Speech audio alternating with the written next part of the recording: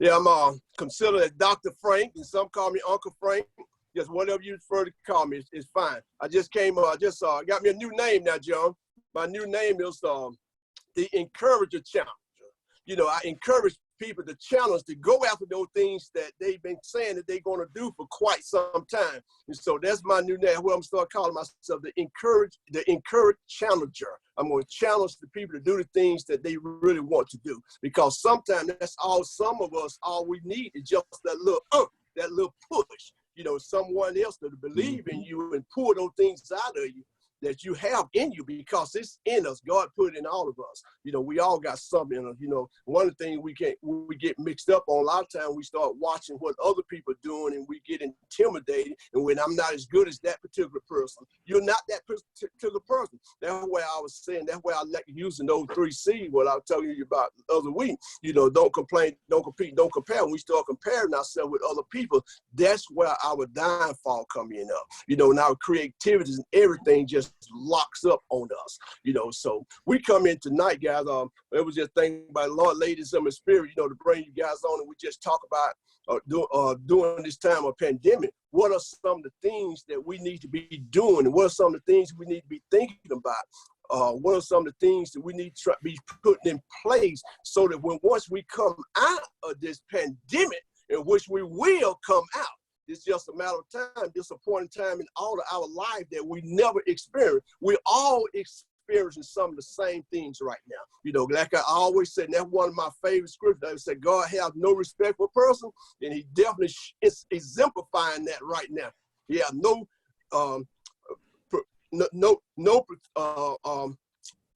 lost train of thought. He has no, help me out, John. He has no, God, lost train of thought right quick. He has no preference. Well, that word, no preference. You know, we all in the boat together.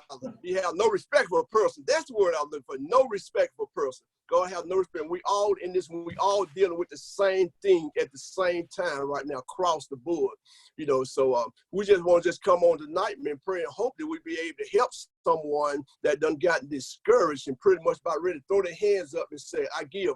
I can't take it no more. So we just want to just come tonight, man, pray and hope that we be able to share a word or two, give someone that hope that they've been so desperate looking for, to cause them to want to just to carry on, just give them just a little bit more fear, just to realize that they still got it in them, and let them know that God still loves them and God still cares for them.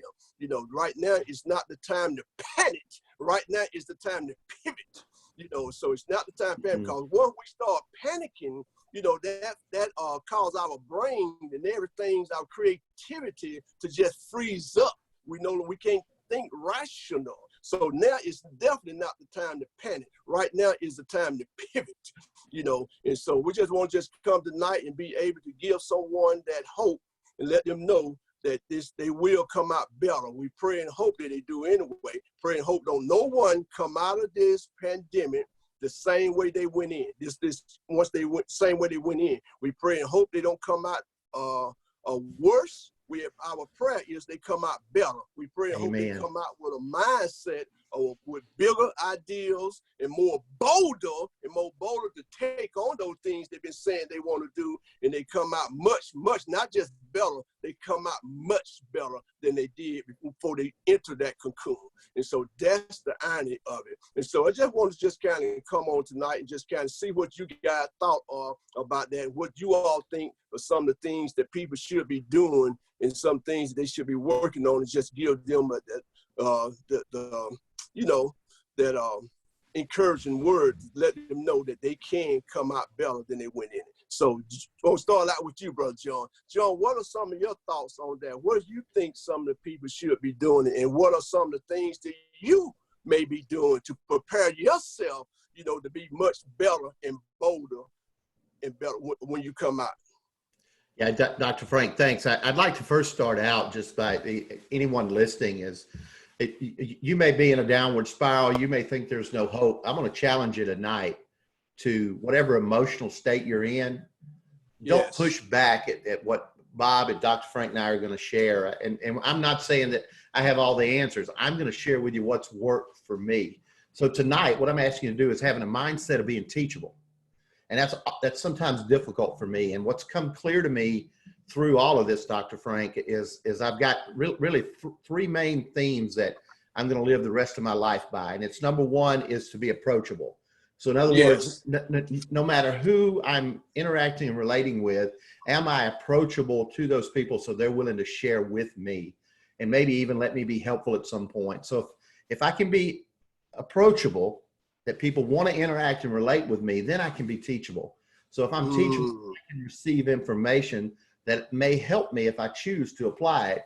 And then number three, I want to be helpful. And I'll start off with yesterday was just, in my mind, I was in a terrible mental, emotional state. I had the blahs.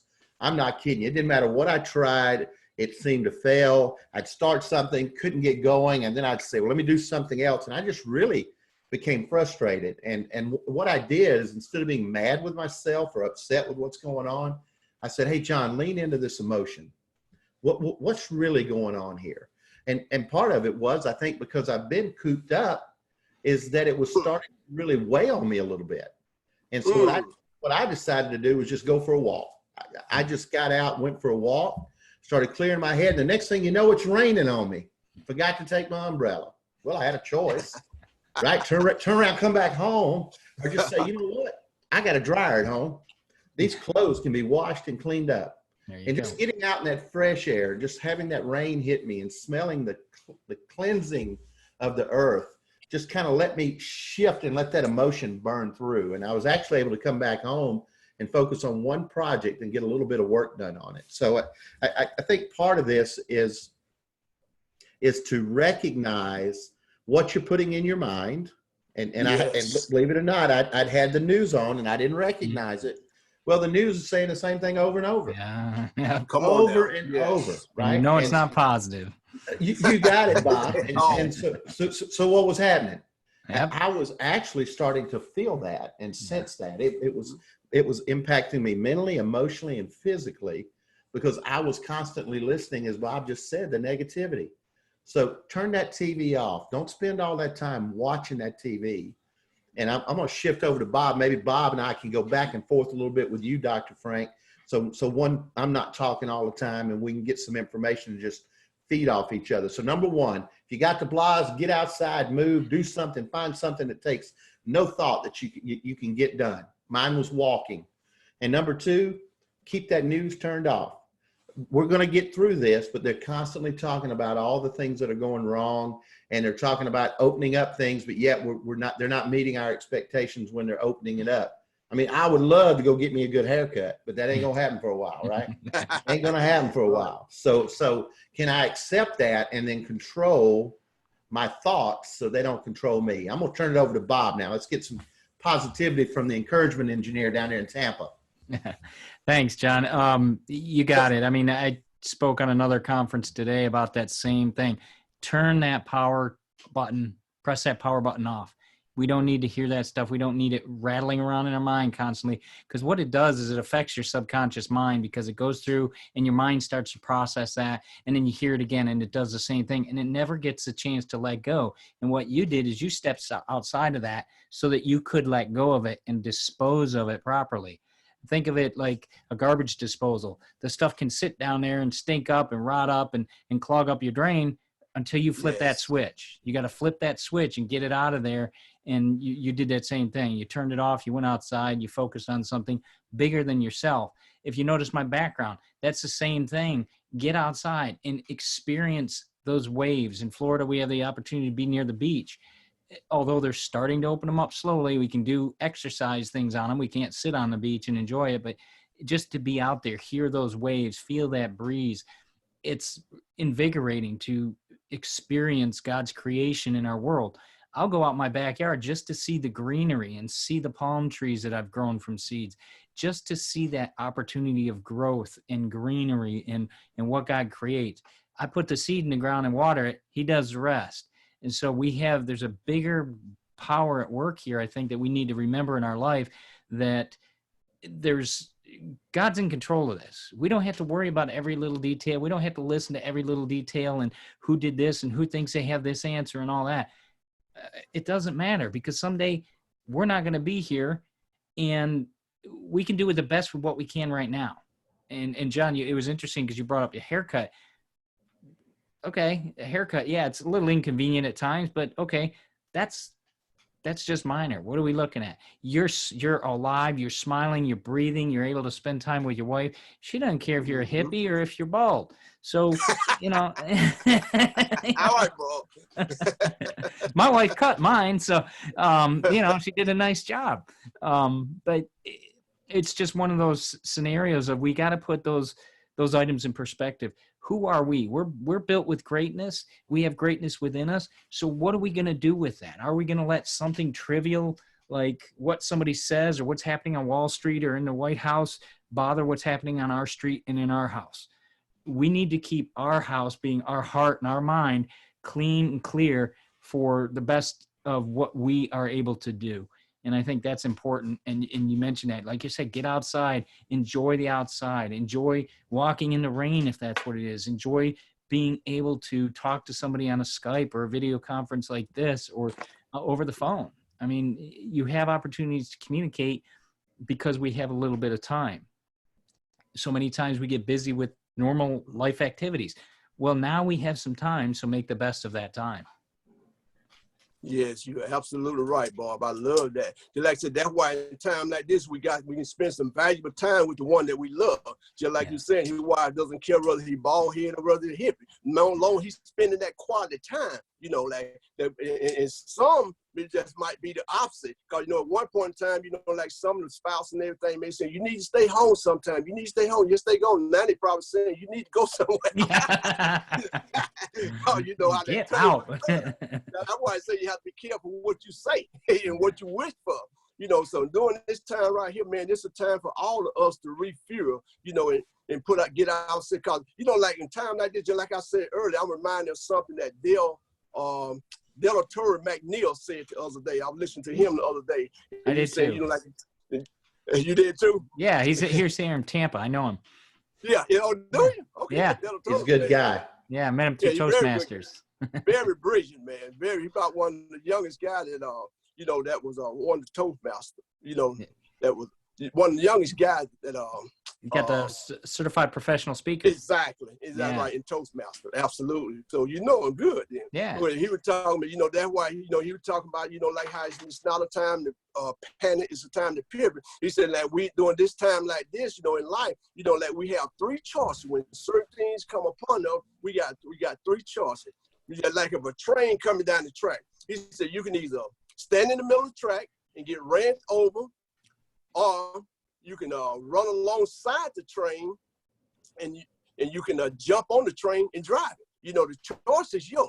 You can do one of the two. You can stand on the track and get run over by the same with this pandemic. We can sit there and just let this pandemic run over us, or we could just jump on it and just ride with it because it's here. It's not going anywhere until it's time for it to go. And so how we come out of it, like I was saying earlier, is totally up to us. So that's why I said, I asked the question the other day, are you setting yourself up to win, you know, after the pandemic? Because it's going to pass. So you got to set yourself up. It's totally up to you. Now is the time to put a spin on your life. You know, spin, I love acronym.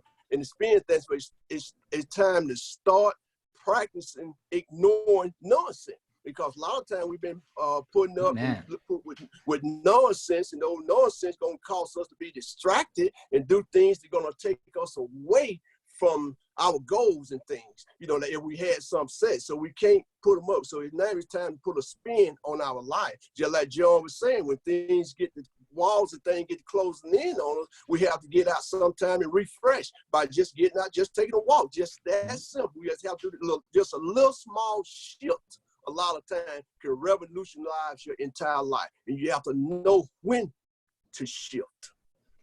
Definitely. All right, John. Yeah, Dr. Frank, I'm going to take it down to some of the how now. It's, you know, a lot of times I get caught up telling people what to do based on what I do. There's sometimes, though, that people don't know how to do it. And that's one of the things that I try to focus on in my seminars and my workshops is just teaching people how to do it. And the one thing that I'll share with the folks that are listening, I want you to pay attention to what you're saying to yourself and what you're saying out loud to others. And if it's negative, I want you to do me a favor. I want you to stop and literally write down what you're saying. Because you see, that negativity is being bred from some story you're telling yourself. Like, and it could be as simple as, wow, we better get down to Walmart. You know, we can only get one pack of toilet paper right now. Or we need to buy this food. And some of you may be struggling with not working, not having food. And I can only imagine what you're going through, thinking that and wondering, where's my next meal going to come from? How can I help my family? Will I be able to go back to work? And those are real, and your emotions are valid. And I want you to lean into those emotions. But please, when you start that negative talking, write it down and look at it. Yes. And then see what you can do to shift your thinking around changing that story, because worrying is going to keep you in the past. And if you're anxious about what the future is going to be like, all that's going to do is eat at you and have those negative emotions going. And then here's what's going to happen. You're going to start treating yourself poorly, and you're going to start treating others poorly. I know, I've been there. And if I was almost there yesterday because I was blah. I was looking for someone to take it out on, when in realistically, I was creating my own emotions. So by writing down what you're telling yourself and looking at how much of that is a fact versus fiction, or truth versus a story, and then reframing it, can help change your emotional state. And when you change your emotional state, then you're going to be able to take different action. So I'm going to give you one example. Just me going to Walmart, and now they've got it set up almost like it was when I was in the military in basic training. One way in, one way out. Well, I'm coming out of Walmart like I normally do. Like, there's no pandemic, there's no COVID-19, no coronavirus. And the lady with her mask on, stop! You cannot come out this way. You turn around and you go out the way you're supposed to go out. And ooh, did you hit me? I mean, I was like a shook Coke can almost ready to spew on you. I'm glad you didn't, Joe. Me too, Dr. Frank. But now I want you to listen to the story I told myself. Lady, I'm grown. I do what I want to do. I can't help what's going on, but you're about to get something from me. And I caught myself. Now, that's what I said to myself. I didn't say it out loud. And I had to ask myself, why would she behave that way? Well, she has a job. There's rules that need to be followed, that she's been asked to follow. And to be honest with you, I don't know how scared she is. I don't know, does she have a family at home that she's concerned about, that she can't feed? Her husband may be out of work, or who knows? She could have an elderly parent that she's having to leave to come to work who needs help. And I just said, yes, ma'am. Thank you so much for stopping me. I did not pay attention. So I was able to catch myself by saying what else might be true. So I'm encouraging you, when you're stuck, when you think the world's coming to an end, you're not going to make it. All those are valid feelings, but just stop and think about the possibilities and what else may be true, which then will allow you to focus and take the action you need to help yourself and others. Back over to you, Bob. Thanks, John. It's interesting you bring up that perspective of changing your perspective. And I think of it this way. We could respond or we could react. And a lot of this stuff that's going on in the news and all that, people are reacting. Why do you need 15 rolls of toilet paper, or packages of it? It's that reaction of, oh, we don't know what's going to happen. And that reaction causes you fear, causes everyone else fear, causes that angst and fear across the board. And we need to stop a second and respond to what goes on. So many times if you're, driving in traffic, we haven't had this in a month, so I'm thankful for that. But when you're driving in traffic, you get those people to be riding right on your tail and then zooming around you and trying to get through traffic real fast. You're thinking, man, that guy's a jerk. You don't know what their problem, you don't know what they could be going to. Their wife could be in the hospital. Their kid could be in the hospital. They could be, trying to get to their birth of their first son. And I've been there. You don't know what's going on, but your response to that situation is critical, not only for yourself, but for others too. Because if you react, all of a sudden you're doing crazy things too. And that could cause you to get hurt or somebody else to get hurt. And when you respond, it gives you that time to stop and think and get a better answer. Like you did, John. You didn't spew all over that lady. You stopped, reframed yourself, and gave a decent answer. And you were decent to the person, respectful. And that's what we need in these times is we need to bring back those common courtesies called manners, and that respect, that value of others, that praise of God, that knowing that there's something for the greater good and sharing that with people, I think is important in our society today. We need to bring that back. And respect is a big piece of that. We're not owed anything by anybody else. And we don't have to be noticed by being the loudest, most obnoxious person in a scenario. You can do it decently and with respect to each other in a good way. So I think that's a good thing to do in these times, is be respectful of each other, because we don't know what everybody's going through. Like you said, people have stresses at home you'll never see. They could have stresses underneath the vest they wear at the store or at their work environment. You don't know. So just be respectful, because people are people. We all bleed red when we get cut, and we all cry when we get hurt. So Absolutely. Be nice to everybody. Be decent to people. That's very true. And that's how a lot, and all that right there come with maturity. Yeah. God bless what we do, not what we say. There come a point in time when a person doesn't use their sense, you have to use yours. And that was a perfect example right there. John used him, because it's a way you approach people to bring the worst out of them. Because John, like I said, John could have been going through something at home himself. Who knows? And that really could have got ugly.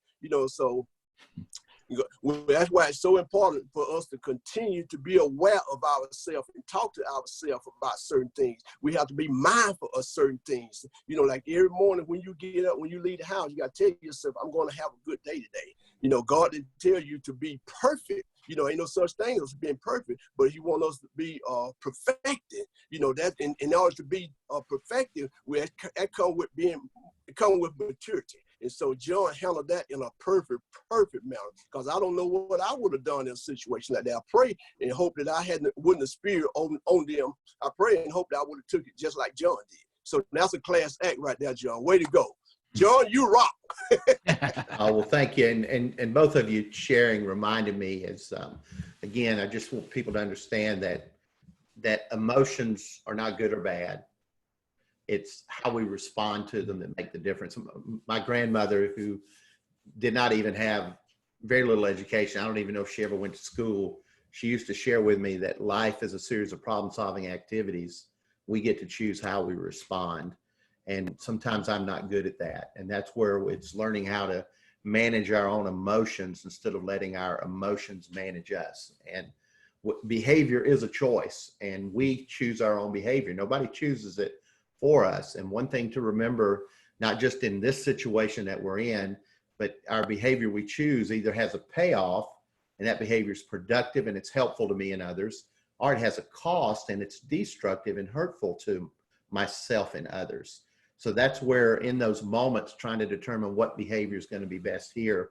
And I'm going to shift just a little bit, Dr. Frank. It's in my first podcast, I interviewed a nurse practitioner who's been over to Africa with Ebola. He's been down to Haiti and worked, and he was even in Mosul and done quite a few mission trips as a nurse practitioner. He's actually in New York City right now in Central Park. And when I interviewed him, one of the things that he talked about so much was self-care and self-compassion. Take it easy on yourself some. And he shared with me some ideas of some things that are going on. And there was one lady that her daughter was getting ready to get married. They had a bridal shower planned. Well, when all this happened, guess what? We can't have a bridal shower now. So I want to say this to you out there is, now's the opportunity, if you can get centered. And as Dr. Frank shared and Bob shared, just being rational and thinking about what could happen. And the question would be in this situation with the bridal shower, if we could, how could we have the bridal shower? Now, I want you to notice how saying that question to ourselves kind of helps us look at it differently. If I could, how could I? And here's what they did. They called all their friends and they said, here's what I want you to do. And there was like 20 of them coming. They set up appointments when they would drop off a gift at the front door. So that way nobody would be interacting with each other. They got all the gifts inside. Then a few days later, what they did was get on a Zoom call similar to this, using a product, and they did a virtual bridal shower. So everybody had their favorite drink, whatever that was. And when they picked up the gift, and it may have come from Mary Jane to the bride, Mary Jane and the bride are there together toasting and opening the gift, and she shared why she bought it for. So times like this also create so much opportunity for creativity, Yes. for looking at doing things differently. And I know a gentleman that just did a program called Zero to Hero, and he's helping people who are out of work come up with their own membership site by crafting a book, giving it away, and then selling the services of something they're good at and helping people make money. So sometimes it's not just sitting back and saying, oh, woe is me, but what can I do? And what I find a lot of times is when we get under pressure, we forget how to problem solve. All we think about is the negative and the positive, and that's real to you. But don't stay stuck there, because if you become a prisoner of this moment, you'll never be a pioneer for the future. And you've got greatness in you. All of us do. It's just finding out how to use that greatness and recognize it. Because I think sometimes we'll take on jobs just to make money and have safety and security, but yet our gifts are still bottled up inside us. So this is a great opportunity for you to sit back and look at what passions do you have. That, let's suppose that your work doesn't come back. That doesn't mean you're finished. That doesn't mean you're through. But what are your passions and your talents that if you didn't get paid a penny for it, you would do? And those are the things you can go out and help others with. And I got one more thing. If we do one more round, Dr. Frank, I'll come back, but I want to shift back to Bob down there in breezy Tampa. Well, it's, yeah, I appreciate that thought. And you brought up something that triggered something with me. You can't, in these times, we can't live in the past. Absolutely. We can't live in the doldrums of now, of whoa. And if we lose our job, yes, that stinks. But like you said, John, we've got greatness within us. We can do other things. That is not the only thing we're made for. So many of us, the graveyard is the biggest dispensary of lost dreams, because nobody took the time, possibly because they got into a job that was secure and comfortable and did that, but they didn't go after their dream. You can do multiple things. You can do a side hustle, if you will. We're built for greatness. We're built to adapt. We're built to overcome. And if you lose your job, maybe there's one door closes, another door opens. We have the ability to look at that positiveness, look at the opportunities around, look at how technology will be changing the way we do business in the future, and get on some of those current technologies that may be small that are going to be huge after this. You probably will see, trends in industries that will definitely change, because so many people are working remote now. Do we need all these big offices? Do we need to have people, commercial real estate may be going down, but think of the opportunities. What about programs like this or Zoom, or show people how to use this, how to function it better, how to do deliveries in an efficient manner so that people can get what they want? That's a great example, like you said, of the virtual bridal shower. Why not do that? You get a chance to have the gift, see the gift, wave to the person. I mean, I just noticed I got an email earlier from Smoothie King. They have delivery for a smoothie. They'll drop it off at your front door. And my wife was just talking that the elder lady she takes care of, there's a Smoothie King literally 25 feet from the back door of the facility she's at.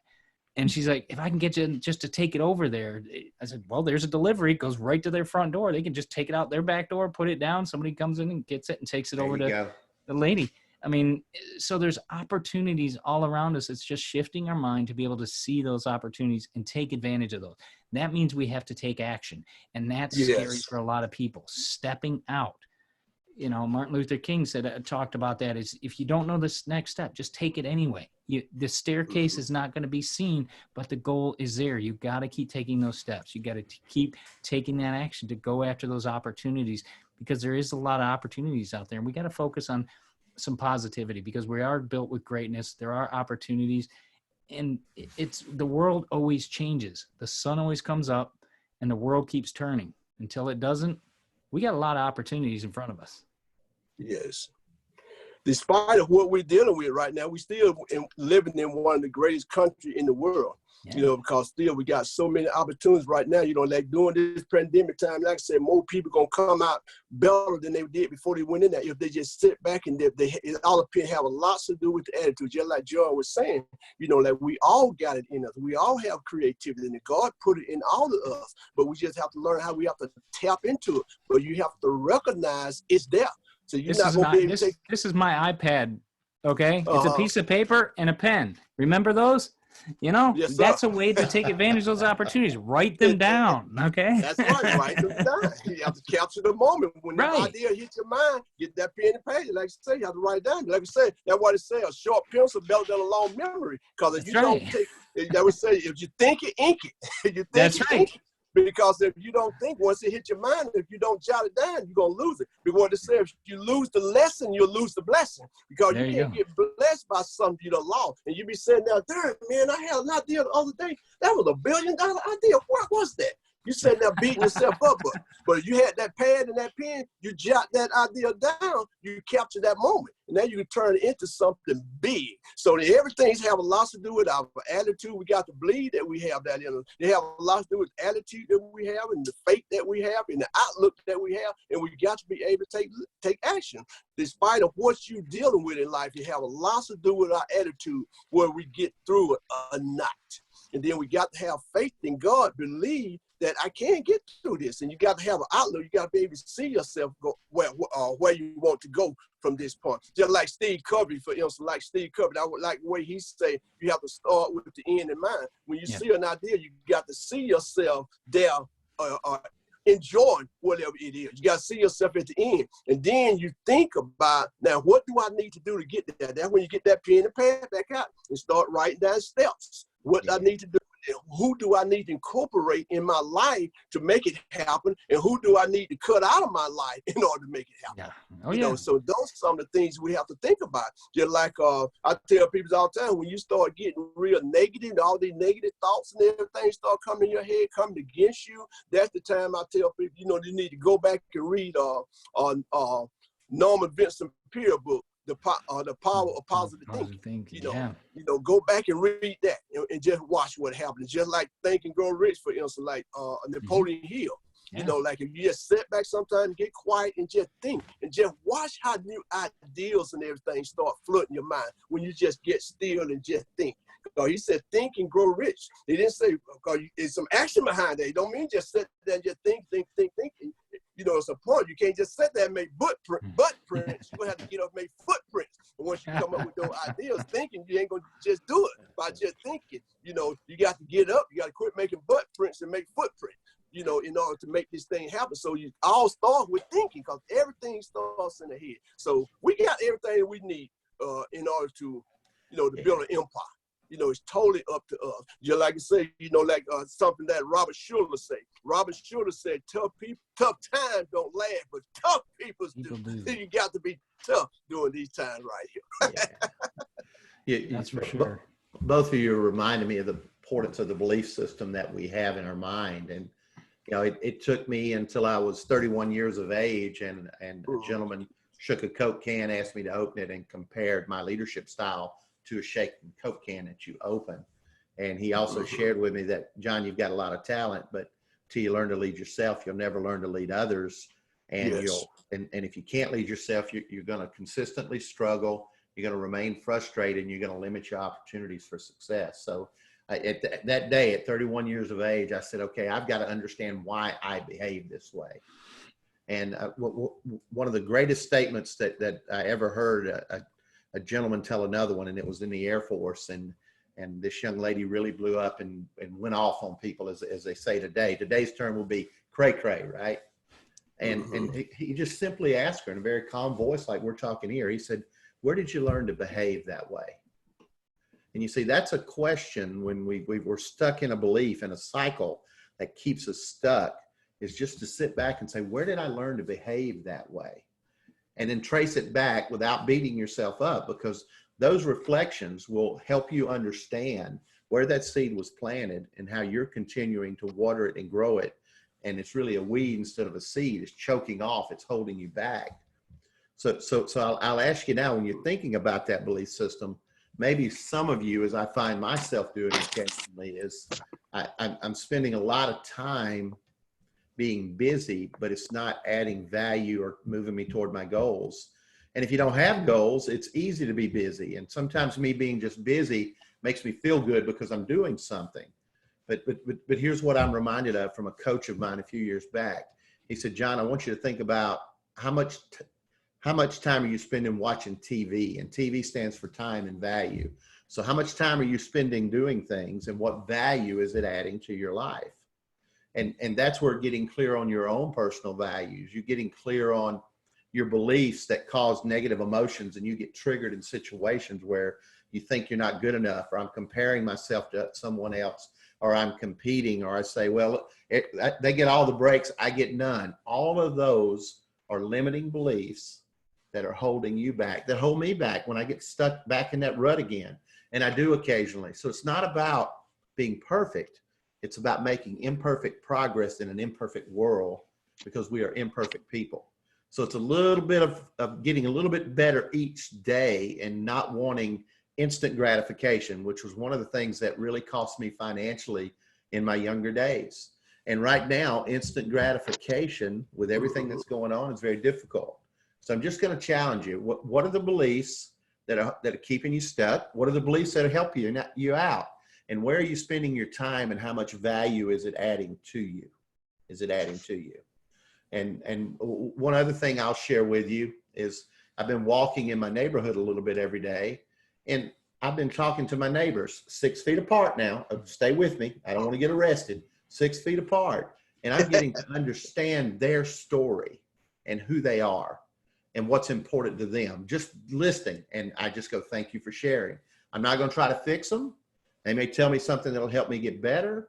But the key is we were meant to have relationships, because Jesus told us in Matthew, I think it was Matthew 23 or 25, that we want to love our neighbor as we love ourselves. And some of us have difficulty loving ourselves. And if we can't accept and love ourselves, guess what? Sure, it's hard to accept and love others. Especially those that are different from us, that are against what we believe. But that's what we're called to do. So get out and help others. Even if it's picking up the phone and saying, hey, Dr. Frank, I just called to see how you are. Can I pray for you? And you'll be surprised what that'll do for you and others. So that's how we can give back, right? That's how we can give back by helping others. All right, I'm going to pass it either back to Bob or Dr. Frank. Well, you're absolutely right, John. That's very key, man. That's what I tell my people all the time, man. We should at least, especially during this time now, at least try to put on your agenda to call at least 3 people a day. And you just don't know how you edify their life by just calling them. Say, I don't want nothing. I'm not going to have no long drawn out conversation. I just want to just call and tell you I'm thinking about you, because everybody loves to be thought of, because you never know what kind of day they having, So like I said, you got to just let them know God is good when life is not. Even when life is not treating you right, God is still good. That's why I say God is good when life is not. And so that's what we got to continue to be mindful of. And so that's why we can, and that help them believe, help them to believe that, help them build their belief system back up too, because you have to, and let people know that don't live by what you see, live by what you believe. You got to believe life will get better, believe that is a better way of living. And then if you need some help, I will show you that is a better way. Just like you're saying, don't just tell people a lot of times, show them how to do it. Because so many people want to do better, but they just don't know how. They don't even know how to get started, And so right now is the time to be able to connect with just about anybody that you want, been trying to get in touch with, because everybody at home pretty much now. It's interesting you bring that up, Frank, because I was watching another webinar from somebody, and they mentioned that idea that now people are more accessible. Salespeople are calling, they're able to reach people. Well, we're always selling ourselves, even just like you said, selling the fact that, hey, I just wanted to check in on you. That's a way of selling something. You're saying to somebody, hey, I care. I just want to, make sure you're okay, whatnot.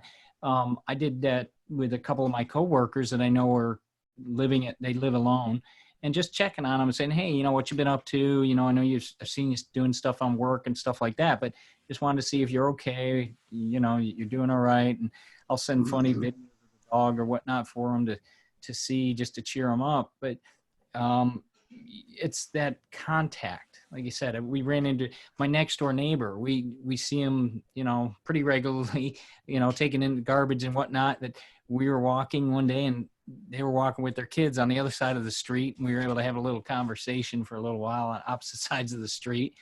But like you said, John, it's that fact of being neighborly. I think this idea will bring out a lot in neighborly efforts, if you will. Maybe you'll start to see street parties or people getting together and realizing who each other is. In Florida, we get that because the summers are so hot. You don't see anybody all summer. And then like Halloween, we have a big thing in our community, and people come out of the woodwork and just, you know, you have golf carts going up and down the street. The streets are blocked off and people come in for Halloween, and you get a chance to catch up with people they haven't seen all summer. This is going to be a similar scenario of, hey, how you been? Are you okay? You know, just that idea of getting out and talking to somebody, getting a chance to see how people are doing is such a great thing to be able to do. And people enjoy it. You never know what they're going through. And that little bit of consciousness of, hey, how are you doing, is a big help for a lot of people, especially older people. You know, they may not have family in the area. Nursing homes, I pray for those people constantly because their children could be in other states and they never get visited. And it's, you know, it's something we need to be considerate of. Well, you're reminding me, and I try to get out 2 or 3 times a week, and just 6 miles down the road is a Love's truck stop. And, you know, and I went in there one Sunday afternoon, and they've got their coffee and soft drinks, you know, the fountain drinks that you get on your own. They got that roped off and got somebody back there serving. So I didn't know that. And I asked the young lady, and her name was Hannah. I didn't know it at the time. I said, hey, can you get me a drink? She said, I sure can. I said, well, what's your name? She said, I'm Hannah. And she was so nice and so sweet. She handed it to me. And I said, Hannah, I just got to know. I said, here we are in COVID. Here we are on a Sunday. You're working. You probably have a family. Why are you so upbeat and positive? And she said, well, I was addicted to drugs, and I've been off of it for a year. And I finally recognized how much self-worth and self-value I have. And I'm just thankful to be here to work. Amen. And so I said, you know, you've inspired me today, Hannah. I said, just to recognize it doesn't matter what situation or condition or mental state we're in, that if we choose to do different, it may be tough for a while, but we can be different. And you've learned to be different. Now you're doing different. So I came back home and got one of my little books, you know, 52 Ways to Motivate Yourself, a 1-year journey for living a positive life in a complicated world. Went back down there and carried it to her, and she teared up a little bit. And I said, hey, it's cool. It's all right. But I wanted you to have this because you inspired me today. So I snuck on in McDonald's, you know, they got us 6 feet apart, and I got me a little breakfast burrito. And there's a truck driver there. And my dad was a truck driver for 40 years, gone from Sunday afternoon till Friday afternoon for almost every week of those 40 years. And you know, we got to talking. I said, well, how is this impacting you?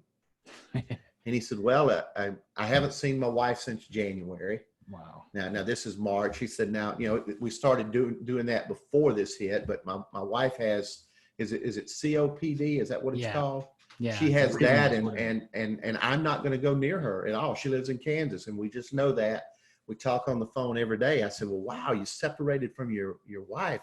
I said, how else has it impacted you? He said, well, there's very few truck stops anymore that have their showers open. So now I can't even get a full shower. I have to bathe in the sink.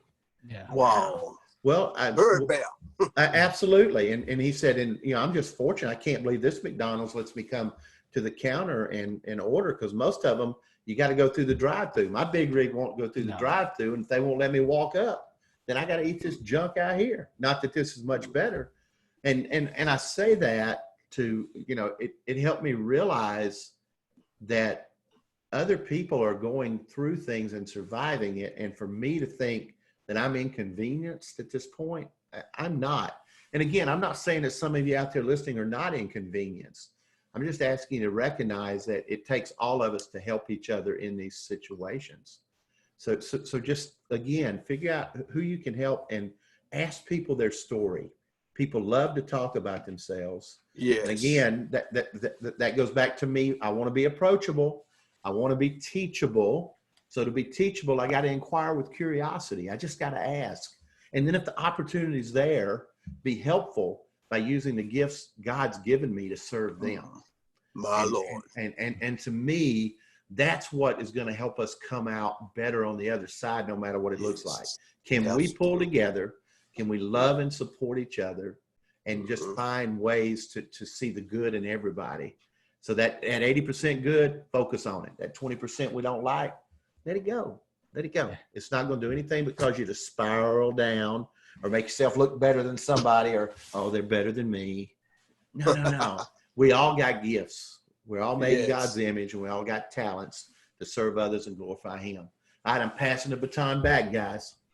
There you go. Amen, John. Amen. This has been good, and that reminder for people to realize, you know, like you mentioned, the truckers. I pray for those people because they're nonstop. I mean, they're critical people at this time. They're shipping anything and everything. You know, you watch them pull into the Publix, and it's like you're surprised the truck doesn't get, you know, mobbed or whatnot. Yeah. They're critical people, and they haul everything. They're on the road a lot. It's not a glorified life, but I tell you, they're important in our infrastructure. That's for sure.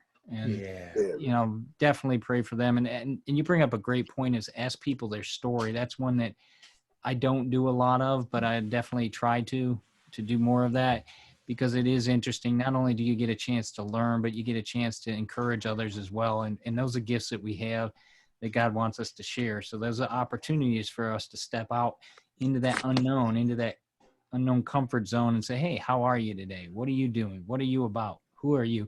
And it lets that other person receive that benefit of explaining who they are and the benefits they have to the world.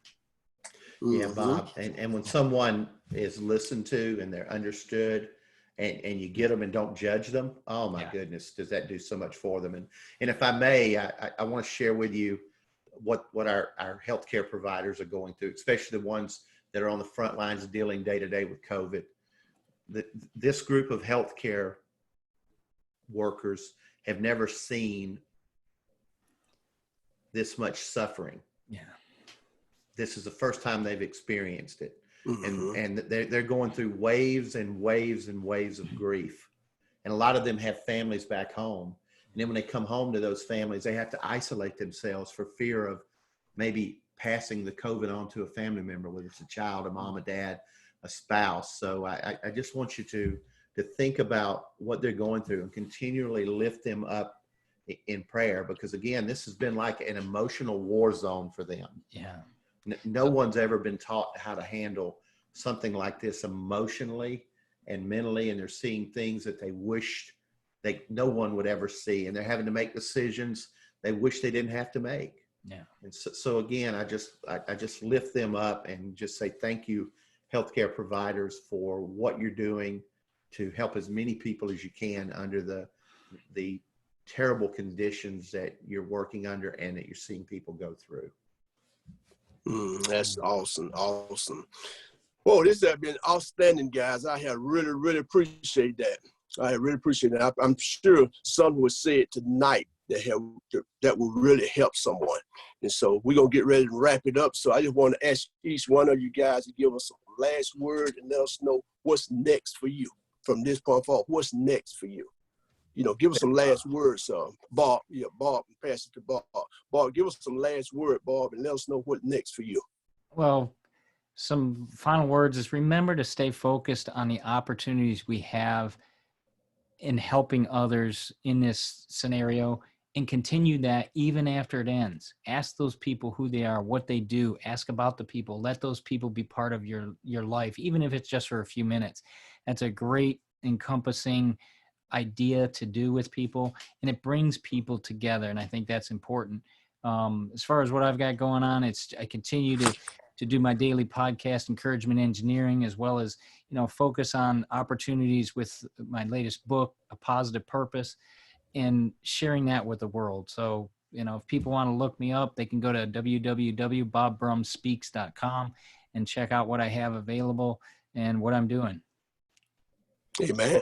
Amen. Yeah, and I highly encourage those of you listening to subscribe to Bob's podcast. 1 minute of encouragement each and every day that'll get your day started on the right track. And I ask you to, I think he's even got them on YouTube's. Yes, and sir. Get his book, because what he helps you do is look at life differently, no matter the obstacles you've gone through. And Bob didn't share the obstacles he's gone through in life. But Bob wasn't born this way. He didn't take a pill to become positive. But what Bob did is make a choice that he gets to lead his life no matter what's going on around him. He gets to do that. And I'm just honored to be, even though we've never met in person, but I consider Bob a friend and a mentor. So Absolutely. please do that. Absolutely. And Dr. Frank, just the work that you're doing with Force of One and how you're pouring into these young men and young women as well, helping them look at the importance of capitalism and taking charge of their life and helping them start and grow businesses. That's the wave of the future. Yeah. And I think the digital piece of that online is so important.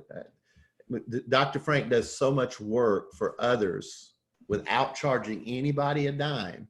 He's simply pouring in from his talents, whether that's his natural gifts God's given him, what he's learned to overcome, to have the mindset he has now. That Dr. Frank's unstoppable. I don't care what anybody says. He's unstoppable. He uses his money, he uses his gifts, and he's always pouring into others. He literally ignites the human spirit is what Dr. Frank does.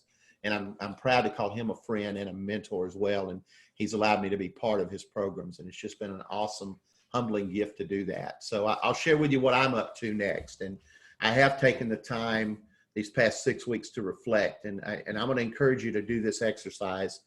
I did it, and a friend of mine showed it to me last week, and I said, let me do this. I want you to find pictures of course, pictures are of your past, but I want you to pull out as many pictures as you can, events, even things that light your fire, whatever that may be. And then I want you to identify the top 10, and I want you to put them in order of priority. And I want you to think about a story or something that picture reminds you of. And I want you to write down or record a little bit about that. Just no more than 30 seconds to a minute on each picture. And I recommend 30 seconds. And what that's going to reveal to you is your gift of what you can offer the world. And here's what I was reminded of. I was reminded that if I can't lead myself, I'm going to struggle to succeed. That's what I was reminded of. If I can't lead myself, I'm going to struggle to succeed. And so I go back to get clearer on what my values are. Be helpful, be teachable. Let me rephrase that. Be approachable, be teachable, and be helpful. And so anytime I get into a situation where I'm coming into conflict with others, or I'm blah and down on myself, I'm going to go back to that foundation. Is to be approachable, be teachable, and be helpful. Because if I'm in that bad mood, I'm struggling, I'm blah, I'm upset, I can't be helpful. I'm not approachable. And if I'm not approachable, I'm not teachable. And so that's where I'm at with it. And what I want to offer, Dr. Frank, if you're okay with it, and if you want this, I will help you identify your passions and help you identify your story. And I'm not going to charge you a thing for that. If you want me to help you with that, contact Dr. Frank. Contact Dr. Frank. I've got a book, 52 Ways to Motivate Yourself, a 1-year journey for living a positive life in a complicated world. Dr. Frank can tell you, can get with you, and you can purchase that from me if you like. But I've decided that God has given me so much, and I'm finally recognizing it and loving it, that I need to catch up and pour into others. And I can do that by being approachable, being teachable, and being helpful. Dr. Frank, close us out, sir. Man, that was powerful, man. I love you guys, man. I really love you guys. Like I said, I thank God for you guys, man. I really do. I learned a lot from you all. We guys, for a lot of you don't know, we're on this mastermind every Saturday morning, pouring into one another. And I really appreciate it, because the best advice that me, myself, ever had that was given to me in my life was to surround yourself with some important people that going somewhere. Why is that, Frank? Because it'll rub off on you. And that's a fact. You need to incorporate yourself with some people that like-minded, think like you do, going in the same direction that you're going in. So now I thank Bob. He came to my event, the father-son event that we had last year. He came out and supported me. And I got a step up on you, John. I done met him. So he came out to the event on the 2019 father-son event, man. It was just so grateful. And I was just overwhelmed to see when they came, man. You just don't know. I was more excited by seeing them than seeing everybody else. That came from far as far as they came, Right. man, and that speaks volume. That speaks volume, man. And I really appreciate that, Bob. I never will forget that. I feel I'm forever be in debt to you. It was an honor to be there. And I Great appreciate event. it, Bob. Awesome event. What he does with those kids is just unbelievable. We appreciate it.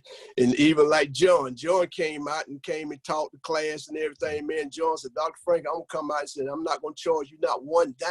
He wouldn't even didn't want me to give him anything. So, man, I just overwhelmed. And that's a friend. And that's a friend. So you get some of those kind of friends in your life, you going places. And so I want to say, man, I'm in debt to you. You guys know, man, if any time that I can do anything for you guys in any kind of way, I don't care what it is, whether it's financial or what. And if I'm in a position to do it, you got it. And I mean that from the depths of my heart. And so what next for me, like right now, I'm working with my grandkids. I talk with my grandkids every Thursday. I have 9 grandkids. I have them all to call in on a conference call. And so today I had them call in. I had this lady, she's been hard to get a hold to. So today, by everybody being home, I was able to get her and her husband to come and talk to them. And they came and talked to them, man. And she brought so much out those kids, man, it's just unreal. Because I was planning on doing something with all of them. And that each one of them going to do something individual, like, and we're going to support. And so, man, she was just overwhelmed with those grandkids today. Even had the 5-year-old on there talking about what she wanted to do. She said she wanted to be a doctor and she wanted to be a firefighter. 5 years old. And so it was outstanding, man. And so what I wanted to say to the people that's out there, to the ones that's at home and working on a business, or some that want to start a business and don't have a clue on how to start, I just want to give them the acronym of SHARP. That's one of Damon John. I got that Damon John. The acronym of SHARP. Set the goal. Whatever it is you want to do, set goals and start doing that. And number 2, and that's what the S stand for in SHARP is set. Set goals, set a goal. And then the H in SHARP stand for home. Do your homework. Do your homework. Make sure that you're putting things in the proper perspective so you can go and make it happen. And then the A in SHARP stand for adore. Adore. Make sure, what you're doing, you adore it. You love it. Do what you love and love what you do, because as we all know, so when you love what you do, you can go to work every day and not make one dime. You'll never question why you went to work, because you're doing something you love. And that's what the A stands for, adore. And the R stands for remember. Remember, you are the brain. You are your brain. You are your brain. And the K stand for keep swimming.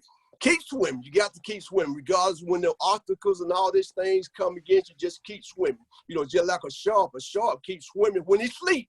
A shark keep moving at all time. And so, with that being said, guys, just ponder those things right there as you want getting ready to start a business, and just reach out to somebody. Asking for help is not a dirty word. So ask for help if you need help. So with that being said, guys, I know it's a lot more in you guys. I know it's a lot more in me. But for the sake of time, we won't take show people how much we respect them, how much we appreciate them. So we're gonna let them go and get them a good night's sleep tonight. So guys, when you all come back at another point in time, maybe we'll be able to have Joy, and maybe we may be able to get on field to be up in here. Maybe RJ. Maybe I'd like to get the whole team in at some point in time. Can we make that happen at some point?